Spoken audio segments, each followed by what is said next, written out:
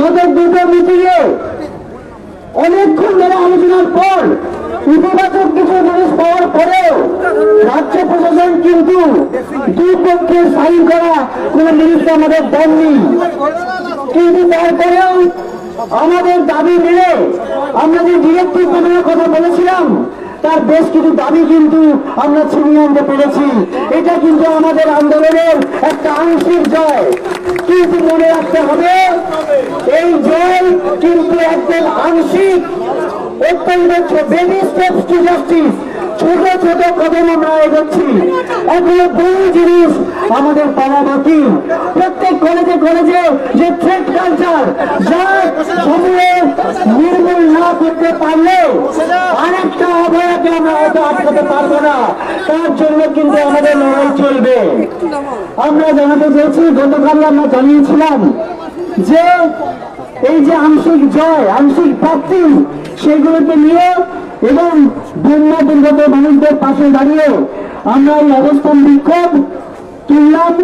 আমরা এরপর প্রত্যেক কলেজে যে অবস্থান মঞ্চ, যে ধর্ণা মঞ্চ, সেগুলো কিন্তু আমরা চালিয়ে যাব। সেখানে কিন্তু আমাদের প্রতিবাদের গান, কবিতা, ছবি, স্লোগান সব কিছু চলবে। আমরা আংশিকভাবে কিন্তু কালকে থেকে ইমার্জেন্সি সহায়তা রাজি করছি, এটা দেখানোর জন্য যে জনগণের পাশে আমরা আছি, জনগণের পাশে আমরা আছি একথা বোঝানোর জন্য।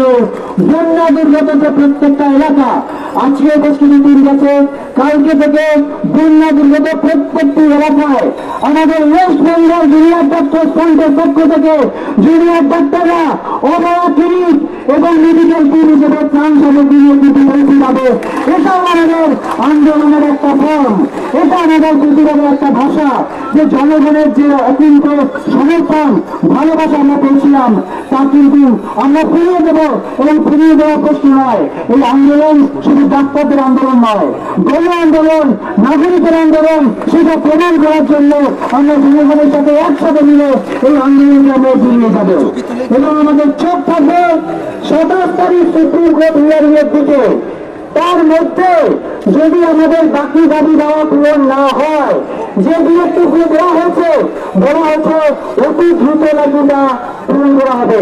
কিন্তু কত দ্রুত, কত তাড়াতাড়ি সেগুলো ইমপ্লিমেন্ট করা হবে, কত দ্রুত জনস্বাস্থ্যের বিষয়টিকে লাগু করা হবে আমাদের দাবিগুলো, সেগুলো যদি না হয় 27 তারিখের পর আমরা কিন্তু আবার প্রত্যেকটি কলেজের, মেডিকেল কলেজের যে জুনিয়র ডাক্তাররা, তারা নিজেদের মধ্যে আলোচনা করে আরো তীব্রতর আন্দোলন করে এই রাত হতে পূর্বে এই প্রতিশ্রুতি আমরা রাখছি।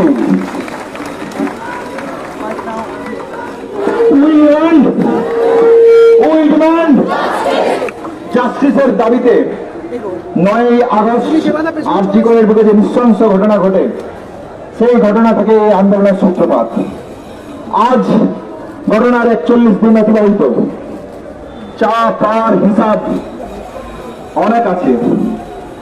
আমি যে কথা শুরুতে কিছু কথা বলে শুরু করতে চাই, সারা বাংলা থেকে সারা দেশের মানুষ, সমগ্র পেশার মানুষ, সমগ্র স্তরের মানুষ যেভাবে এই আন্দোলনকে সমর্থন করেছেন, ইনস্টিটিউশনের বুকে ঘটে যাওয়া যে নৃশংসতাকে সমর্থন করেছেন, তার প্রতিবাদ জানিয়েছেন।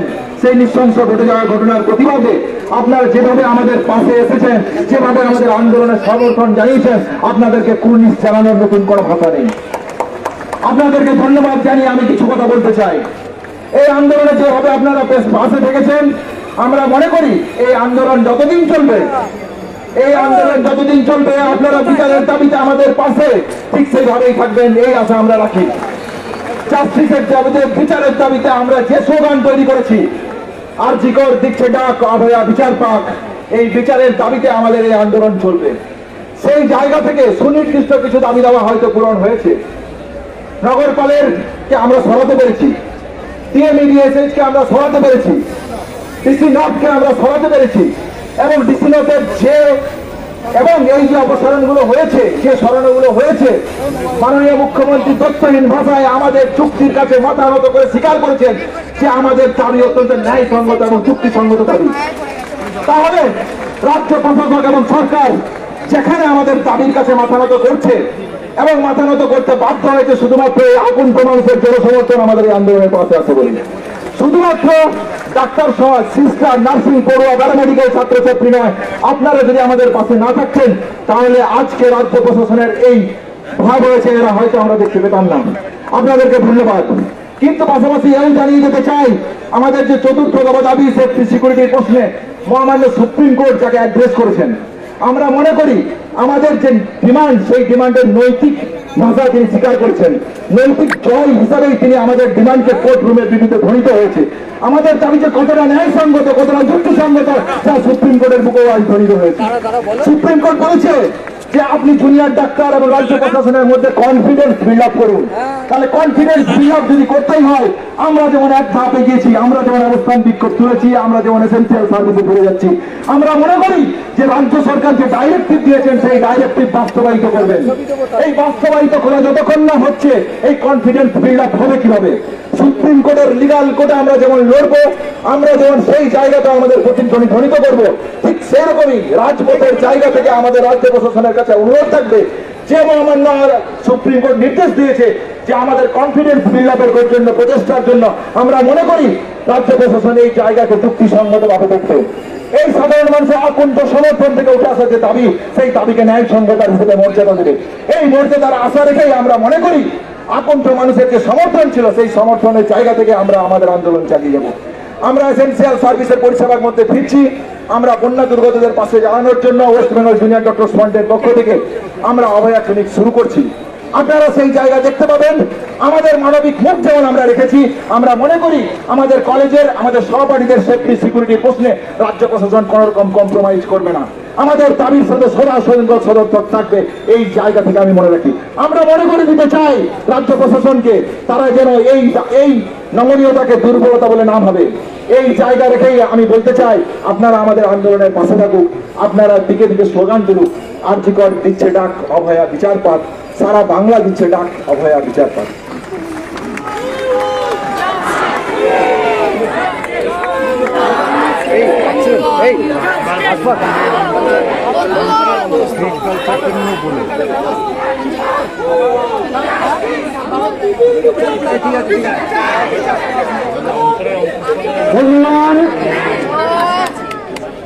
গলা শুকিয়ে গেছে, কিন্তু ভয়ে নয়।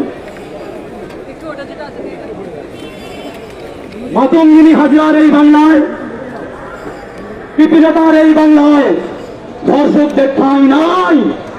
বারবার বলে দিচ্ছি আমরা। নেতাজি সুভাষচন্দ্র বোসের বাংলায়, ক্ষুদিরাম বসুর বাংলায়, নেতাজির বাংলায় যারা সাহস দিয়ে বেঁচে থাকতে পারছো না, তারা মরে যাও। সাহস দিয়ে বেঁচে থাকো। অন্যায় যারা করছে তাদের চোখে চোখ রেখে কথা বলো। আমার দাদারা পুরো আন্দোলনের সমস্ত জায়গাগুলো বিশেষভাবে বলেছে। যে জায়গাটা আমি হুঁশিয়ার দিয়ে বলতে চাই, কলেজে কলেজে যে সমস্ত মানসিকতা নিয়ে, নোংরা মানসিকতা নিয়ে কিছু থ্রেড কালচার তৈরি হয়েছিল, যারা প্রশাসনের সাহায্য নিয়ে সাপের 5 পা দেখেছিল, আমরা সেই প্রত্যেকটা পা ভেঙে চুরে চুরমার করে দিয়েছি। বারবার আমরা তাদেরকে বলে এই দ্বিতীয় কমপ্লেক্সের এই মাটি থেকে তাদেরকে বোঝাতে চাইছি, কোনদিন কোন অন্যায় আর আমাদের বাংলার বুকে এরকম নির্মম অন্যায় আমাদের বোনের প্রতি আমরা হতে দেব না। আমরা এখান থেকে গর্জন করছি। মনে রাখবেন, যাদের এরকম ছোট মানসিকতা আছে, কদিন আগে দেখেছিলেন রাত্রি সাথী বেরিয়েছে, মেয়েরা বাইরে কাজ করতে পারবে না রাত 8টার পর। আমরা বারবার গলা ফাটিয়ে বলেছি যে মেয়েরা, ছেলেরা সমাজে যে জায়গা রাখে, আমার মায়েরা, আমার বোনেরা তার থেকে 10 গুণ জায়গা রাখে। এই কথাটা কিন্তু তোমাদেরকে বুঝতে হবে। একজন পুরুষ মানুষ কাজ করে, সংসারটাকে ম্যানেজ করার চেষ্টা করে। আমার মা, আমার বোনেরা কাজ করে, সংসার ম্যানেজ করে, সন্তান পালন করে, তার সঙ্গে সমাজ সংস্কার করে, স্বাধীনতার জন্য নিজেদের প্রাণ দেয়। মাতঙ্গিনী হাজরা, পিপিল গঙ্গোপাধ্যায়, তাদেরকে তোমরা কি ভুলে গেছো? আবার মনে করো। আমি আবার স্মরণ করিয়ে দিচ্ছি, মেয়েদেরকে এরকম ভাবে যারা কোনো অ্যাঙ্গেল থেকে কোনোভাবে বাধার করার চেষ্টা করবে, তাদের বিরুদ্ধে আমাদের এই যুদ্ধ যেদিন থেকে শুরু হয়েছে, আমি বলতে চাই আমাদের এই হার্টবিট যতদিন চলবে, আমাদের রক্ত প্রবাহ যতদিন চলবে, ওই অন্যায়ের বিরুদ্ধে আমরা গর্জে উঠবো। আজ এখান থেকে আমরা অঙ্গীকার করলাম। ভুলে যাবেন না সিজিও কেন এসেছি। আর কতদিন সময় চাই? শুধু একজনকে ধরছো আর বিড়াল ইঁদুরে খেলা খেলছো, এটা আমরা মেনে নেব না। তোমরা কাজ করার জন্য এখানে অ্যাপয়েন্টেড হয়েছো। আর কতদিন সময় লাগবে তোমাদের? সুপ্রিম কোর্ট ডাইরেকশন দিচ্ছে, যত তাড়াতাড়ি পারো এইরকম যারা কালপিট আছে, যারা এই অন্যায়ের সঙ্গে জড়িত, তাদেরকে ধরো আর তাদেরকে সমস্ত সমাজের সামনে এক্সপোজ করে দাও, যাতে এই সমাজে ওরকম কুকর্ম করার জন্য কোন মানুষের 7 বার ভাবতে হয়। শুধু তাই নয়, এই কুকর্ম করার জন্য তার মনে এক ফোঁটা সাহস না আসতে পারে। এটাই আমাদের আন্দোলন। আমাদের আন্দোলনে আর কি পেয়েছি আমরা?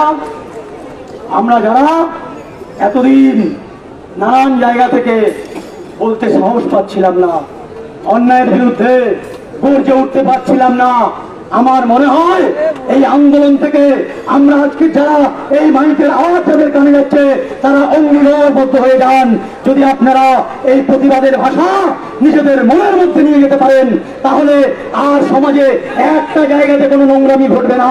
আপনারা প্রতিবাদ করবেন, আমরা প্রতিবাদ করব, আপনারা প্রতিবাদ করবেন। ওই বাচ্চা যে আমার বলেছিল ও বড় হবে, ও প্রতিবাদ করবে, এই কথা বলে আমি আমার বক্তব্য শেষ করলাম।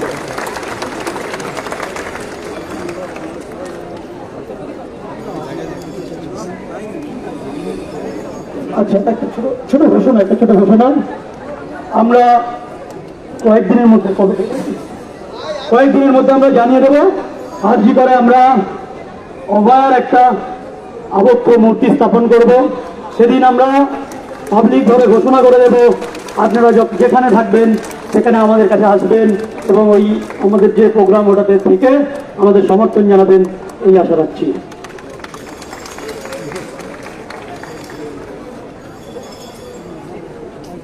আজ 42 দিন ধরে আমরা রাস্তায় বসে আছি। 42 দিন ধরে সর্বসাধারণ রাস্তায় বসে আছে। গত 9 আগস্ট আমাদের কলিগ, আমাদের সহকর্মী, আমাদের বোন যে নৃশংস নারকীয় হত্যার শিকার হয়েছিল, তার প্রতিবাদে আজ 42 দিন ধরে আমরা রাস্তায়। 42 দিন ধরে কেঁপেছে কলকাতার রাজপথ, 42 দিন ধরে কেঁপেছে পশ্চিমবঙ্গের প্রত্যেকটা প্রান্ত, 42 দিন ধরে গোটা ভারত তথা গোটা বিশ্ব তাকিয়ে আছে এই আন্দোলনের দিকে, গোটা পশ্চিমবঙ্গের সাধারণ মানুষের দিকে।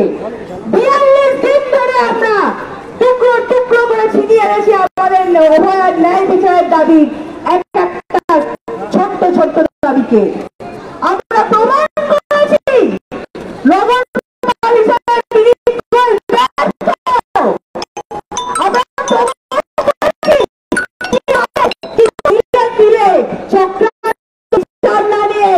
আমরা কেউ এখান থেকে এক পা সরবো না। শুধু জুনিয়র ডাক্তাররা না, এই আন্দোলনে আমাদের পাশে নেমেছেন সর্বসাধারণ, সর্বশ্রেণীর সাধারণ মানুষ। আজকের এই আন্দোলন আমরা প্রমাণ করেছি শুধু জুনিয়র ডাক্তারদের আন্দোলন নয়, এটি একটি নাগরিক আন্দোলন, এটি একটি সামাজিক আন্দোলন। আমরা প্রত্যেকে অভয়ার বিচারের জন্য আজকে রাস্তায় আছি, আমরা আগামীতেও রাস্তায় থাকবো। আন্দোলন চলছিল, আন্দোলন চলবে। আমরা প্রমাণ করেছি আমরা সমাজ সর্বসাধারণের জন্য রাস্তায় আছি। আজকে থেকে আমাদের শুরু হয়ে গেছে বদলা কবলিত মানুষগুলির পাশে দাঁড়ানোর প্রচেষ্টা। আমরা ত্রাণ সামগ্রী নিয়ে পৌঁছে গেছি। যারা কুৎসা করছিল যে এরা ছুটি কারণে কর্মবিরতি করছে, আমরা তাদেরকে দেখিয়ে দিয়েছি পশ্চিমবঙ্গের বিভিন্ন প্রান্তে আবহাওয়া ক্লিনিক করে। কালকে থেকে বদলা কবলিত মানুষগুলির পাশে গিয়ে দাঁড়িয়ে আমরা দেখে নেব যে না, যারা আমাদের পাশে এতদিন ছিলেন, যে সমাজ আজকে গোটা আবহাওয়ার ন্যায় বিচারের জন্য আমাদের পাশে দাঁড়িয়ে আছেন, যে সমাজ গত 42 দিন ধরে গলা কাটিয়েছেন, আমরা একইভাবে সেই সমাজের কাছে দায়বদ্ধ, আমরা একইভাবে সেই সমাজের কাছে প্রতিজ্ঞাবদ্ধ, সেই প্রতিজ্ঞাবদ্ধ, সেই প্রতিশ্রুতি নিয়ে আমরা বলছি অভাব ন্যায় বিচার না দেখে আমরা ছাড়বো না। আমরা জানিয়ে যাচ্ছি আমার বোনকে কিল করে খুন করেছিল, তার প্রত্যেকটা রক্তবিন্দুর প্রতিশোধ না নিয়ে এই আন্দোলন কোথাও শেষ হচ্ছে না। আজকে আমার ন্যায় বিচার প্রশ্নটি শুধুমাত্র আমার বোন, শুধুমাত্র ডাক্তারের প্রশ্ন না, এর সঙ্গে জড়িয়েছে নারী সুরক্ষার প্রশ্ন। আমরা প্রমাণ করে দিয়েছি মেয়েরা রাত দখল করেছে, মেয়েরা রাতের পর রাস্তায় কাটিয়েছে, আমরা প্রমাণ করে দিয়েছি নির্দেশিকা জারি করে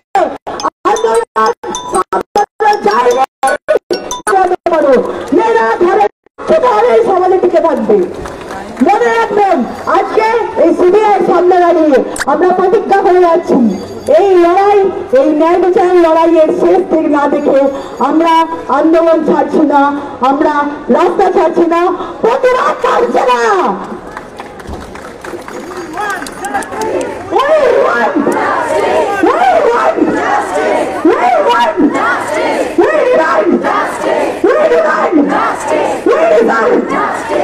We